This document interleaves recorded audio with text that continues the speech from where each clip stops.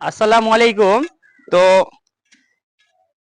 সব লেবার মিস্ত্রিতে মানে আজকে একটা হিসাব চাইছে যে 1 ফুট বা 1 ফুট চেম্বারে কত লিটার পানি আটে। তো আমরা আজকে শুক্রবারে কাজ ছুটি করে বসে আছি। তো আজকে আমাদের রুমেই সেই চেক আপটা করছি, এখন এই যে চেম্বার করছি যে 1 ফুট বা 1 ফুট চেম্বারে কত লিটার জল আটে।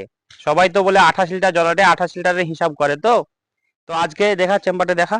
তো আমরা আজকে চেম্বারে এটা খুঁজছি, খুদা কমপ্লিট হয়ে গেলে আমরা পানি ঢালাটা দেখাবো। অলরেডি আমরা খালটা কমপ্লিট হয়ে গেল। এই যে 1 ফুট, এদিকেও 1 ফুট, হ্যাঁ, এদিকে হাইটেও আছে 1 ফুট। তো 1 ফুট বা 1 ফুট বা 1 ফুটে দেখা যাক কতটুকু জল আছে। ঢালো।